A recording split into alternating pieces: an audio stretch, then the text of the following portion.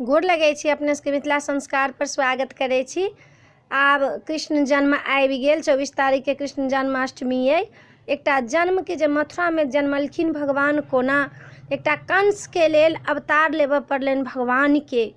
देखियौ कंस राक्षसो भऽ कऽ केहन रहथिन जे अपना पूर्वज के ताड़ि देलखिन, ओहि ला भगवान के जन्म लेबऽ पड़लनि। तऽ एकटा भगवानक जन्म के गीत अपने सबके दऽ रहल छी, से सुनू। कृष्ण जनमल कंस कारागार में, मथुरा नगर में ना।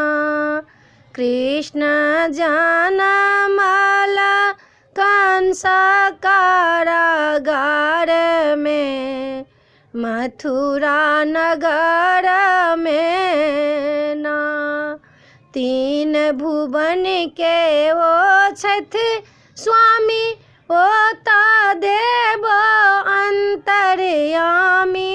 तीन भुवन के ओ छथि स्वामी, ओता देव अंतर्यामी। ओता जनमल देवकी के गर्भ सँ, कंस कारागार में ना। कृष्ण जनमल मथुरा नगरिया, कंस कारागारिया ना। चतुर्भुज रूप देखेलनि, मातु पिता के दर्शन देलनि। चतुर्भुज रूप देखेलनि, मातु पिता के दर्शन देलनि।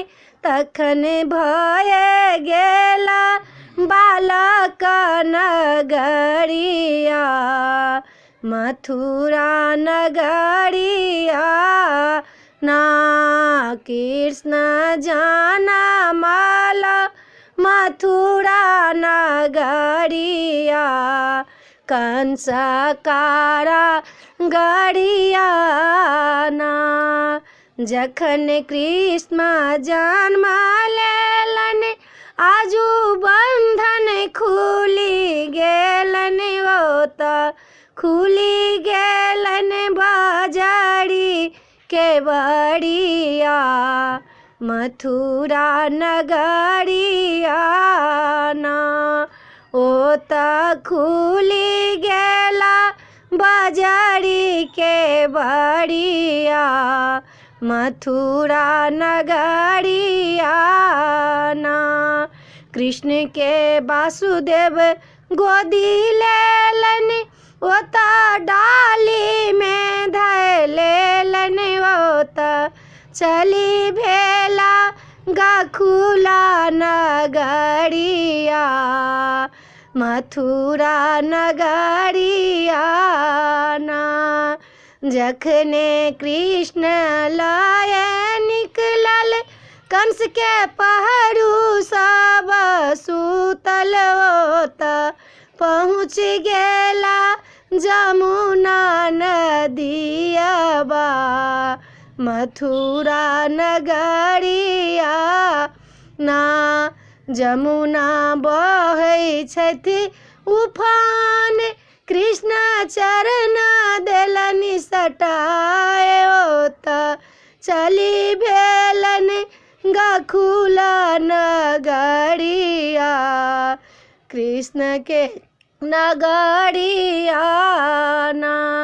नंद रानी छथि सुतल, नंद बाबा छथि जागल। ओता कृष्ण के धायलनि नगरिया, लड़की लय आवन माना।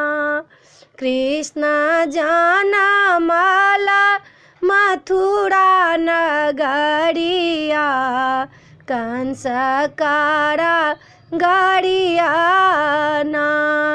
बालक ओतहि छोड़ी देलनि, बालिका के गोदी में उठलनि। ओता आबि गेला मथुरा नगरिया कंस कारागरिया ना ओतय आबि गेला मथुरा नगरिया कंस कारागरिया ना कृष्ण जनमला मथुरा नगरिया कंस कारागरिया ना। वीडियो में आ चला अपने सबके कृष्ण जन्मक गीत नीक लागत तो चैनल के सब्सक्राइब करो नहीं बिसरबै, लाइको करबैयो आ कहबै जरूर। आप तो किछु कहबो नहीं करै छियै नीक लागल कि नहीं नीक लागल, सेहो तो कहके चाही ने नीक लगै छै कि नहीं नीक लगै छै। अपने सबके नीक लागत तो चैनल के सब्सक्राइब करो नहीं बिसरबै, जरूर सब्सक्राइब करबै, लाइक करबै। जय मिथिला, जय माता जी।